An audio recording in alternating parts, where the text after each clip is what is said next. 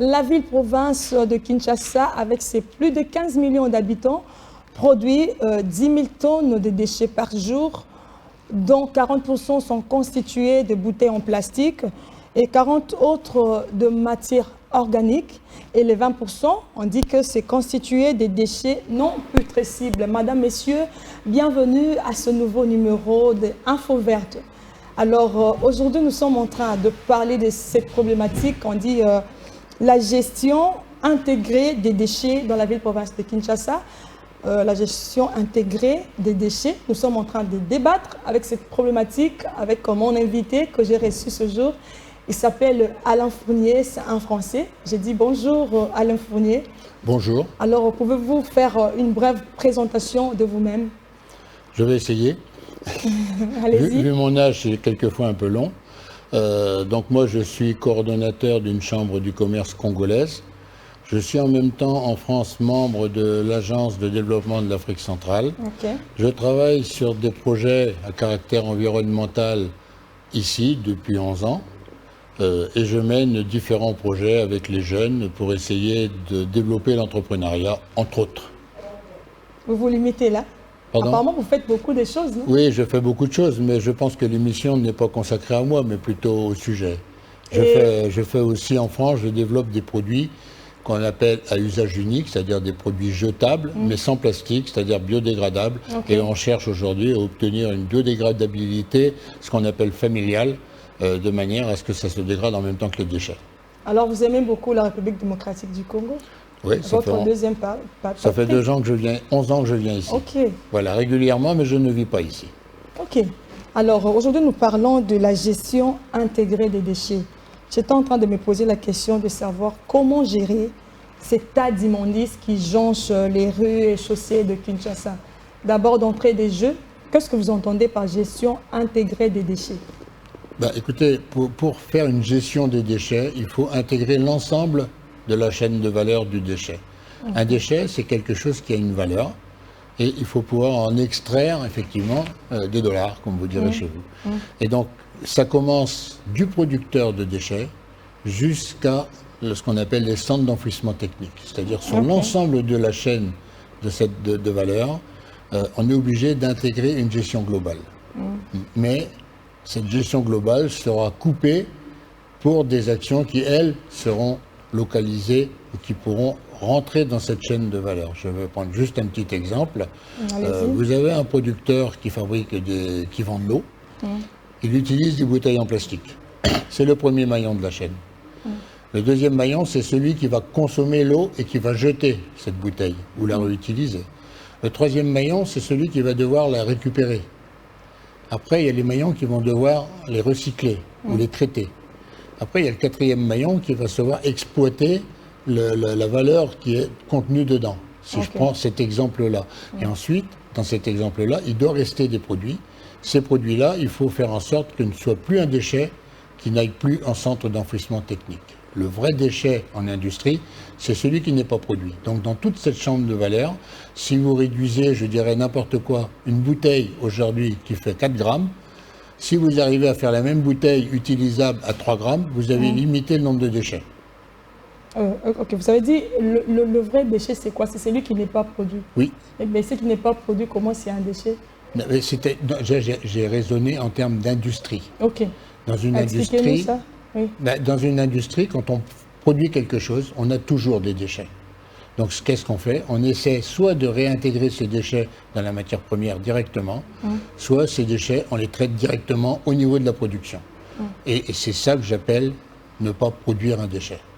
Et je viens de prendre un exemple clé sur une bouteille plus son bouchon en plastique.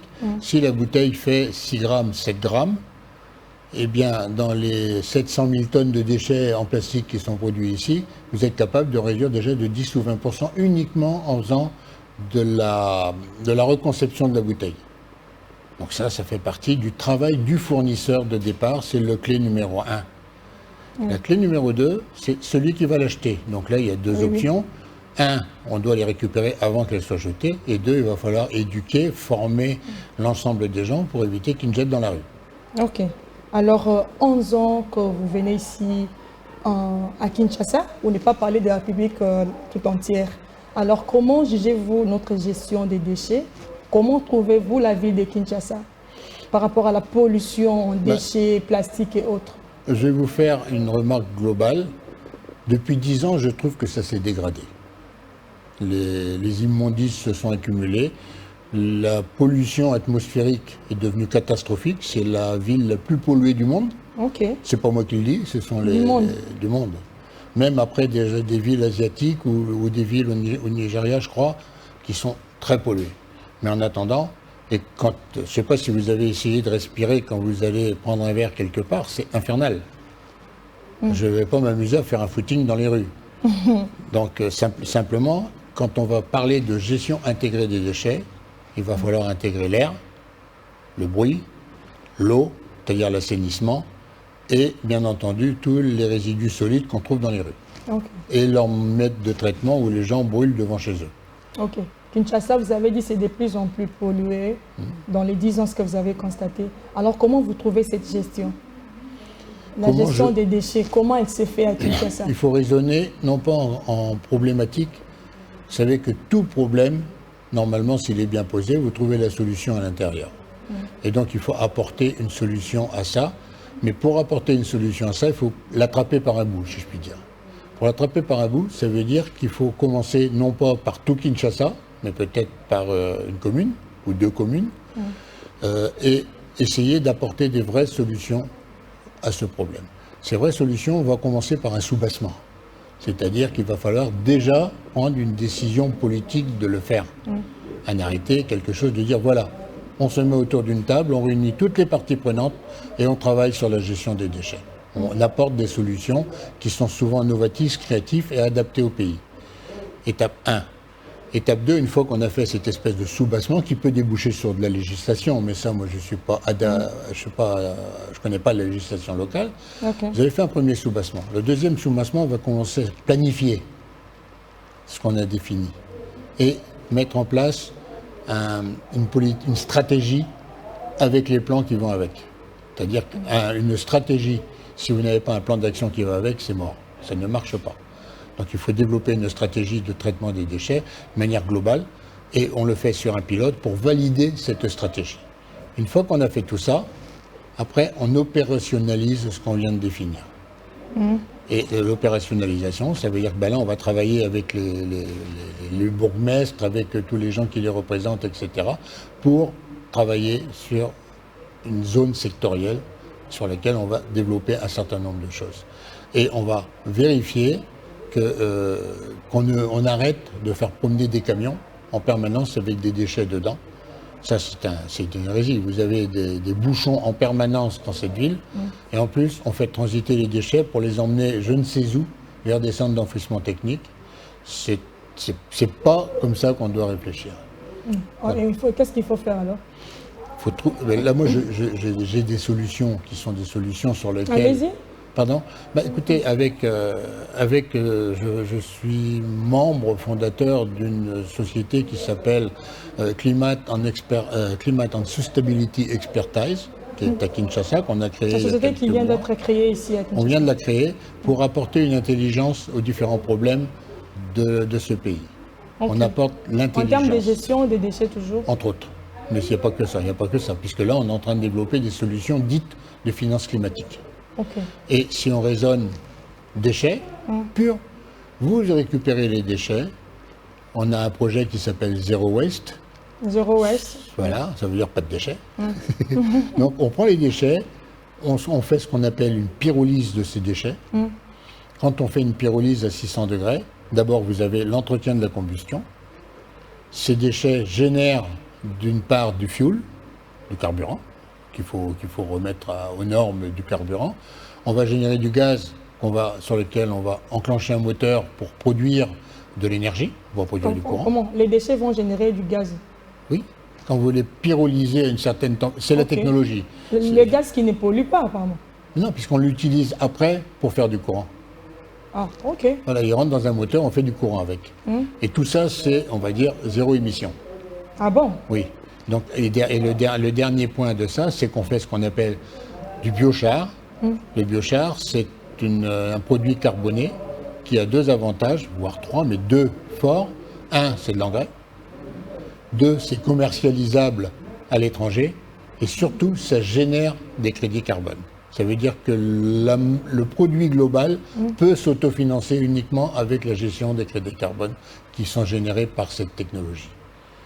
Et donc là, ça permet de régler des problèmes directs. On ne va pas régler les problèmes de collecte, on ne va pas régler les problèmes de dépose dans les caniveaux. C'est pour ça que je dis qu'il faut l'intégrer dans une gestion. On parlait de la chaîne des valeurs. Hein. C'est tout ça. Donc là, nous, on a pris un bout de la chaîne de valeur parce que elle s'autofinance. Maintenant, la collecte, après tout ça, ce sont des choses sur lesquelles on doit travailler. Et c'est la raison pour laquelle il faut créer un sous-bassement dès le départ pour organiser tout ça. Mais de manière collégiale. Alors, vous pensez qu'avec cette manière de faire, donc parler de la société en question, Kinshasa qui est déjà polluée. D'ailleurs, vous avez dit que c'est la ville la plus polluée au monde. Alors, vous venez atterrir sur une ville qui est déjà polluée.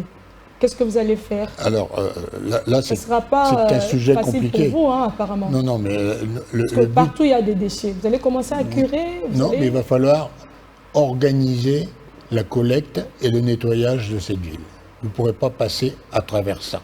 Et les produits que vous allez ramasser, collecter, on va les mettre dans l'usine.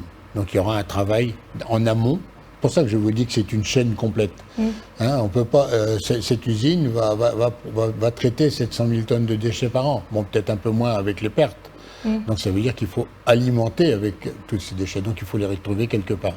Ça veut dire que les circuits de collecte doivent pouvoir amener les produits. Les circuits de nettoyage doivent pouvoir amener les produits. Il y a toute une masse de choses qui sont liées.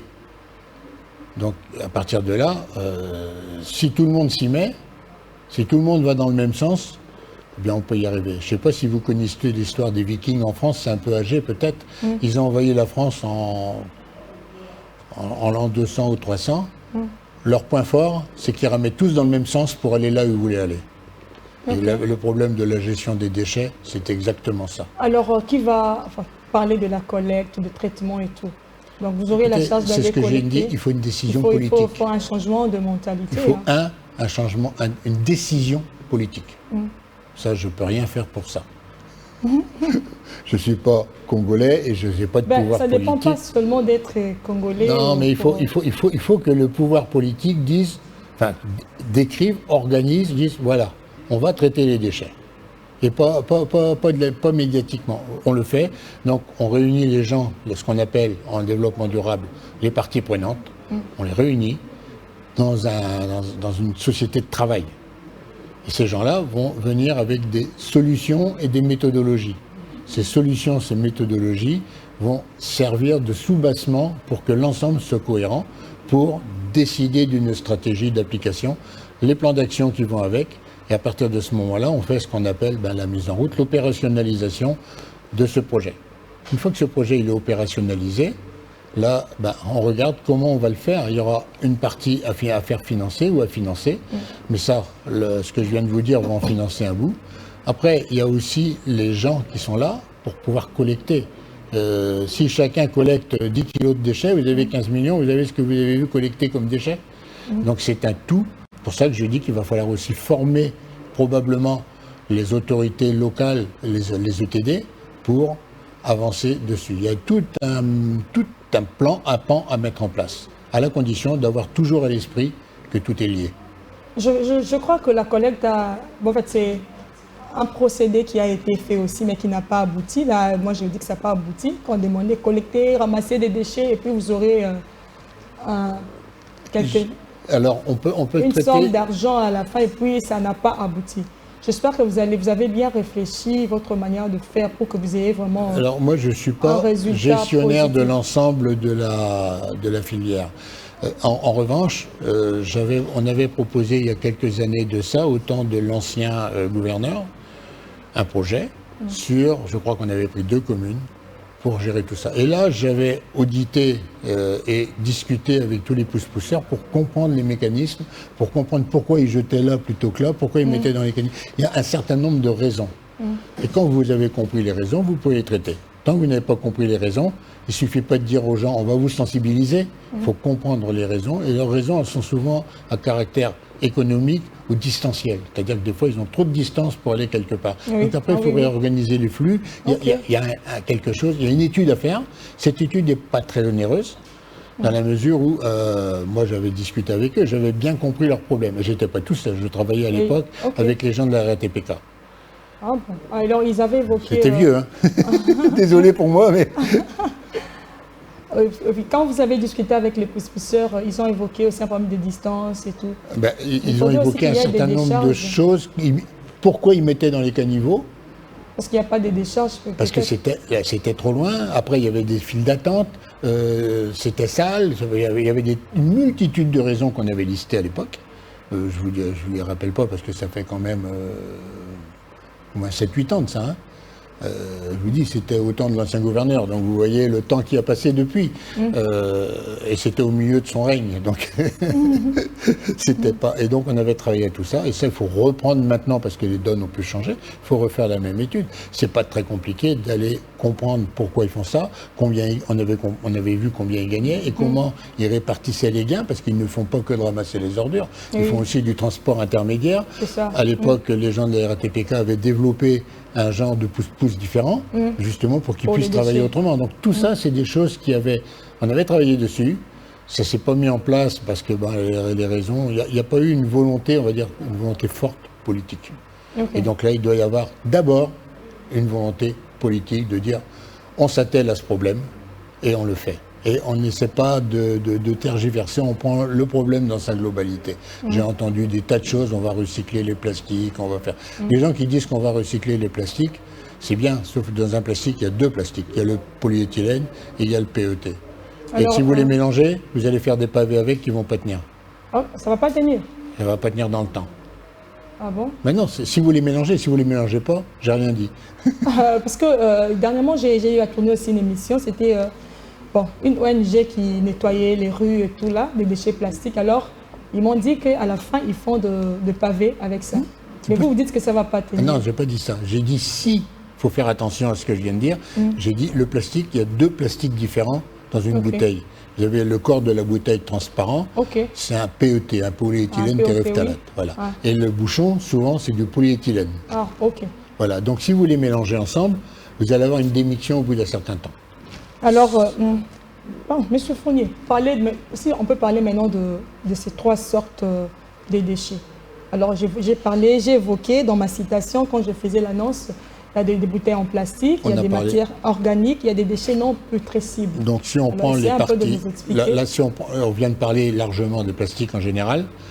Si on prend les déchets putrescibles, je soutiens une jeune personne, je crois que je vous l'avais présentée, je ne sais pas si vous l'avez pu la rencontrer, qui elle fait ce qu'on appelle du charbon vert. Elle récupère les déchets organiques, elle les carbonise comme nous en pyrolyseur, et après elle les transforme en macala. C'est-à-dire qu'elle a deux avantages, elle récupère les déchets, elle a un modèle économique qui lui permet de financer un tout petit peu les gens qui collectent. Elle gagne sa vie en vendant, et entre les deux, elle évite de couper les arbres. Donc c'est tout bénéfice environnemental. Donc là, on est toujours pur dans le développement durable, économie, environnement et sociétal ou sociologique. Alors si il faut parler du projet que vous avez évoqué, s'il faut prendre les déchets plastiques, c'est pour quelle finalité? Et c'est un peu de nous expliquer, parmi les trois sortes de déchets, les matières organiques, qu'est-ce qu'on va en faire avec ça? Et puis les déchets non putrescibles, ça sera quoi la finalité? Les déchets non putrescibles, je reviens à ce que j'ai dit. Vous prenez la filière. Un déchet qui arrive là non putrescible est un déchet métal ou peut-être un peu de béton ou de choses comme ça.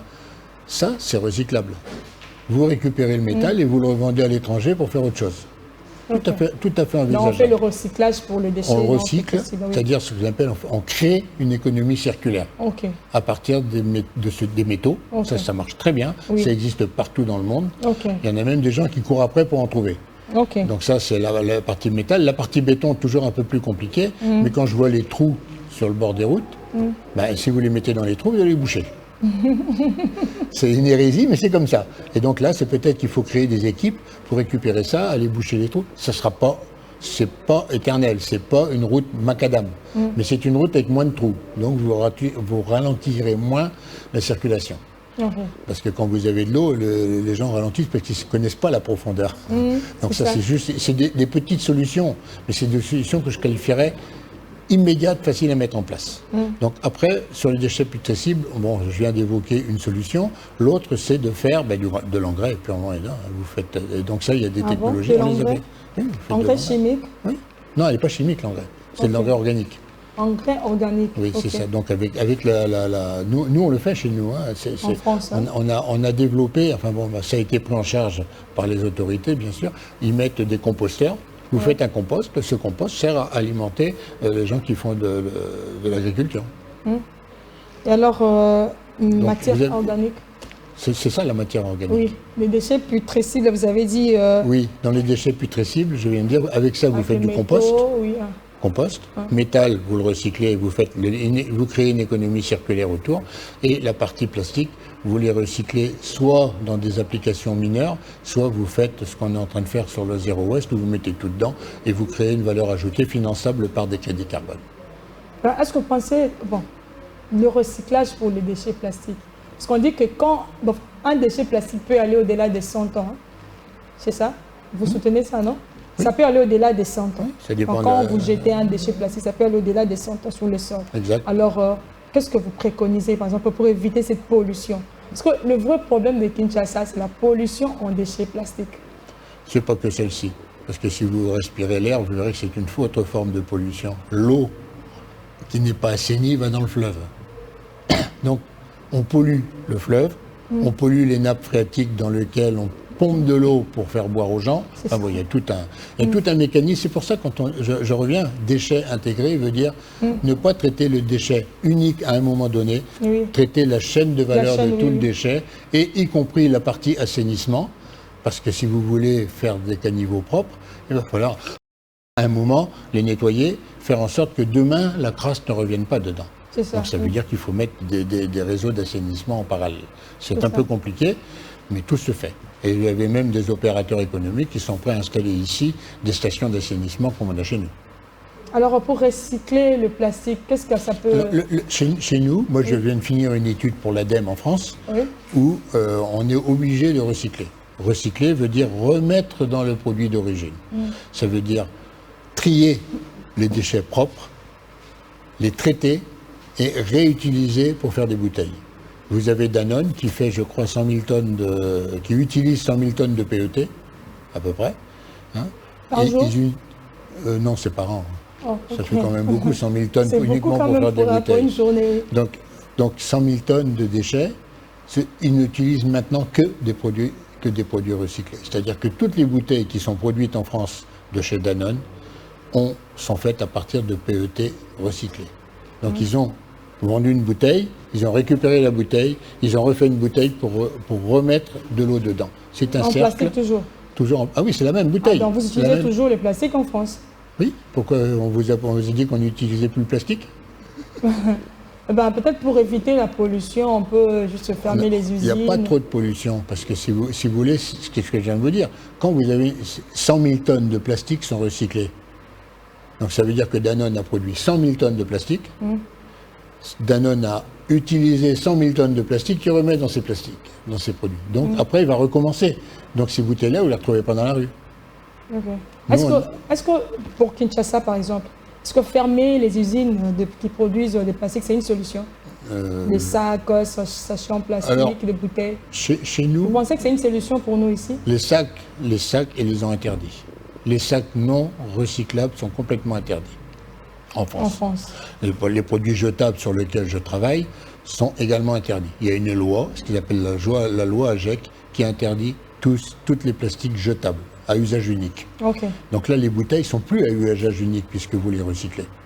Et les couverts, par exemple? Les couverts, aujourd'hui, sont interdits. Donc vous avez des trucs en bois dans les avions, vous avez des trucs en bambou, vous avez tout. Mais qu'on réutilise? C'est pas réutilisé. Usage unique veut dire on l'utilise une fois, on le jette. Donc les pailles, c'est des produits à usage unique.